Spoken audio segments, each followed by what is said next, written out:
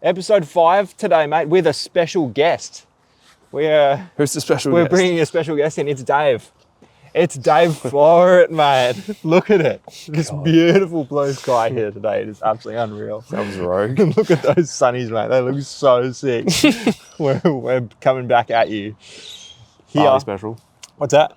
The barley special. The barley special, yeah. We're back at you here for episode 5 as we build towards World Championship, I guess. Official selection. Official selection. We didn't even talk about that. We have not announced it to the YouTube world. Luke and I officially selected for our second World Championships together. Your third on the tandem. Mm-hmm. Very excited to be heading back to Rio, Brazil for our redemption mission in 6 weeks' time. Obviously, if you followed along through the seasons, you know the journey that we've been on. You know that the last time over there didn't end too well for us. But I think that adds fuel to our fire, being able to say we're going back over there for redemption. We're going back over there for war. We're on. So as you can see, we're on. We've only had one coffee today as well. How are you going, Luke? What's going on, mate? Good. Talk to me. I'm good. I'm not on the same level as you at the moment, but I'm good. Yeah, excited to be going back to Worlds. As you said, on the redemption arc this time around, your second World Championships, and we will fully get a full competition in this time, not like the last one. So I'm excited to go back and go there with not so much a different mindset, but just go back with, all right, we're here for unfinished business. I think that's something we've discussed a fair bit about when we found out Worlds was going to be back in Brazil, and then obviously we're just waiting to find out if we're going to be announced and make the team. And when we did, it was like, all right, cool, business as usual. We move ahead and go back to get what we believe we deserved at that time, what we'd worked so hard for. And the journey still very much continues on that path. And training's been going well, and we're kind of hitting some good straps with our training back home in Perth. And I worked through some niggles, and I'm kind of over the backside of that. And we found a lot of good rhythm and consistency with our training, and then a brief camp to Melbourne last week to get a bit more refinement in. So a lot of good things, and between now and here on out, we kind of execute the same plan over and over again and head towards the final parts of preparation and onto the Worlds. And I guess with that being said, that we've kind of discussed a lot of this as well, that the World Championships is an opportunity for us to kind of come back and redeem what we believe we deserve for the hard work we put in over the many, many years, and kind of go and have another positive experience away racing. However, through the challenges that we did face last year, and as if you've watched or paid attention or know what's going on, that we had a not so fortunate situation happen at Worlds last year, which resulted us in not competing or finishing the competition. And this time around, it's about making amends. However, through those challenging times, we worked a lot through resilience. And I believe that's what you want to discuss today, is that's what's been on your mind. Oh, mate, what a wonderful segue there. Resilience is the topic of the day. And I love hearing you describe the reframe of the thoughts when we found out that we were heading back to Rio again. I don't think both of us expected to be, probably ever going back there to compete again, and to have it happen the following year. It wasn't originally planned to be in Rio, but then its plans have obviously changed. So to hear that immediate reframe that we both took, instead of going, oh wow, like, is that going to be triggering? Is that going to have an impact on you? It's like, absolutely not. I get asked that question quite regularly, and it's like, absolutely not. It's also other people's responses too. Yeah. Like people we hear, they're like, oh, it's... Yeah. I'm like, so who cares? Exactly. Like, another comp. I love shutting it down and being like, yep, absolutely not, fired up, ready for that redemption. And I think that ties into the resilience piece that we're going to talk a little bit about today. I think that sometimes in elite sport, resilience, the term resilience is very much overused, and that's why today I wanted to actually sit down in this medium that we have and be able to have a bit of a chat about what it means to the both of us, and what that word has meant to us throughout our journeys as well. Because I think where it's overused is pushing through everything, pushing through absolutely every challenge. And I think there's that very like stoic nature that's added to it as well, which is like on your own, charging through, fully focused. But I'd like to come at the angle from resilience with care. And I think that's one of the big journeys that I've been on through my career is kind of taking the challenges that I've faced and being able to apply it there to the care that I offer, like the people that I work with in my professional space, to apply that to myself in a sense of when you're going through a really challenging moment that requires a lot of courage for yourself, acting with compassion to yourself and caring for yourself as well. Because with what we're doing in this space, we are pushing boundaries and stepping so far outside of our comfort zone, which is what we love, right? We love being outside the comfort zone, and we get, I said it yesterday, addicted to personal growth. But with that is going to come failure and stumbles along the way. And I think it's being aware of resilience is being aware of that when you are doing something like this, you're going to fail. And it's about being super kind to yourself in that moment, because it is, what we're doing is challenging, but it's that kindness. It is. Kindness is a large factor of that, and especially around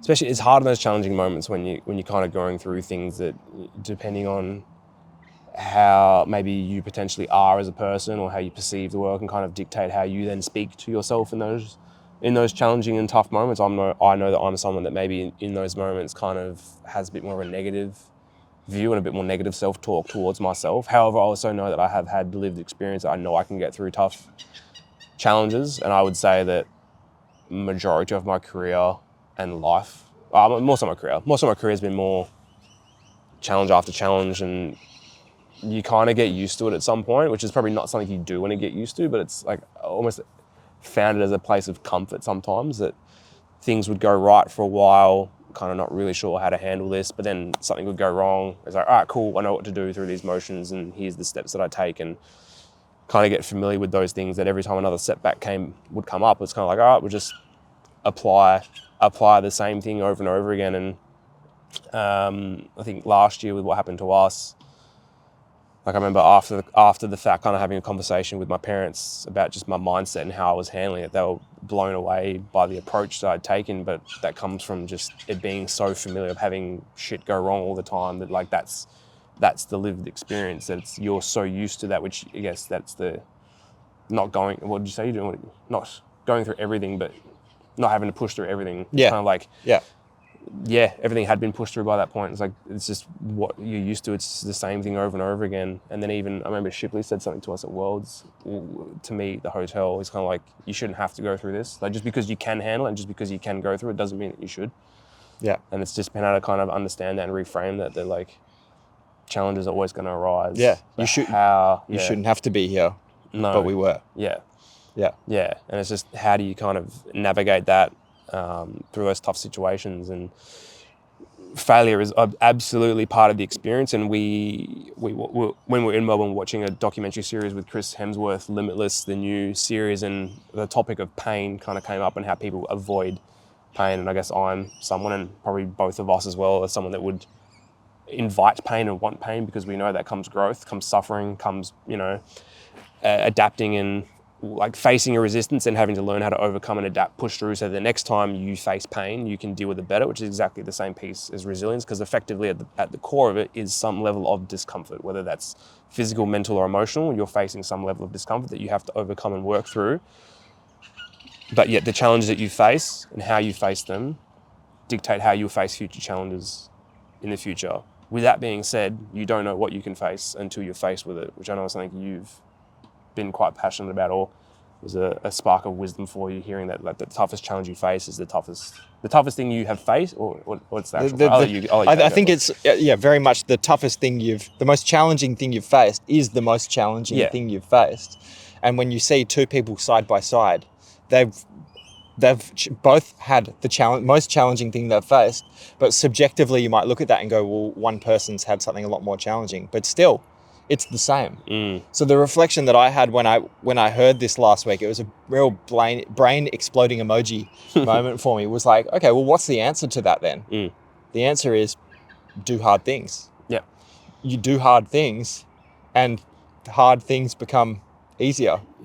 But if you do easy things, the hard things become harder. You staying with me there, Crow? I don't know whether I stayed with me. No. But it's like, you if you do the hard thing, that ceiling, Your tolerance. your tolerance gets higher. And I think having been through such a massive challenge that we had last year, it's like we can face whatever comes our way if we can deal with that. And it's the same with my mindset around racing and performing now is if we can go and do what we did in Paris and perform in front of the huge crowd with what we had happen last year and go and perform, we can do it anywhere, baby. And I rock up to any trial here in Perth, like or any high pressure moment going, well, if we did it there, we can do it there, do it here. And it's that self-belief through what you've been through before. And it's exactly what you were saying about the challenges that you've been through on your journey. It's having that growth with the patience, because you can take that zoomed out approach and go, this challenge is here as an opportunity for growth. And when you take that zoomed out approach, even though right in this moment it sucks so hard and the pain is still very, very real, it doesn't make a challenging moment any easier. You can almost take that zoomed out approach and go, this will be okay. I've been here before, and I have the blueprint to be able to get through this. It's also easier said than done as well. I also feel like it's largely going to be down to how each individual are themselves as people and the way they perceive the world. And that's something we've mentioned, and you gave a speech at Waste about, you did a talk in front of all the staff members around your experience, and you said to them, it was before or after, that when you hear someone else's challenges and difficulties and the resilience that they have, you then apply your own lived story and lived experience to their situation and think, well, if I was in their shoes, how would I feel? And everyone is always going to perceive themselves as having faced the most difficult thing ever. Whereas if you do hear someone that has subjectively or objectively had a far harder experience, you then also have a view of like, how did they get through that? And almost like admiration side of things, like you kind of admire their resilience to kind of do that, which I think is what younger athletes have when they look up to senior athletes and seeing the journey that they've gone through and how they have approached that. But to be able to do that, it's your outlook as well. Are you more of a fixed mindset or an open mindset kind of a person? Like, are you set in your ways and play the victimhood card and say, woe is me, and why do these things keep happening to me, versus taking the more, I guess, stoic approach or the more open-minded, resilient approach of being like, okay, this is a new challenge that we are faced with. How can I overcome this? Where can I see the beauty in the pain that is of this challenging thing that I'm facing? And it's a hard thing to be able to look at, and not often people can kind of have that view set, but I guess that's the fortunate thing that we have, being in a high performance environment, working at this level, being around a lot of like-minded people, that's kind of the choice that you'll make with, because the other option is you do nothing and then things move by. Yeah, and then it becomes internalized even more. And I think within that really challenging situation, it's like you're going to, rather than internalizing something, it's being able to go, okay, there's going to be inner growth that comes from this moment while it is a really challenging moment. So let's lean on all those supports that are around me to be able to build that growth. And it wraps back around to what we were talking about in the last episode around the communication and building that incredible support network around you, those people who can bring you up, those people who have faced those experiences relevant to you in the past, so that you can look at them and go, oh, wow, well, if they got through something similar-ish, I can get through it too. Yeah. Do you remember a quote, the very first quote I wrote last year when I started doing my little pensive mind quotes that I was writing and sharing with you? No. Go. It's very much on this topic, and I literally just thought of it then. So I wrote a piece. It was like the first thing I kind of wrote and put out on socials. And it was said, everybody will face difficult challenges in their life we going to the butcher shop here? Yeah, I going to the butcher shop. I was like, damn, I thought I could do it in one take. Half-price snags. No, I remember it now. So everybody will face difficult challenges in their life. To concede and succumb to defeat is to label oneself as a victim, but to overcome and adapt is when you become resilient.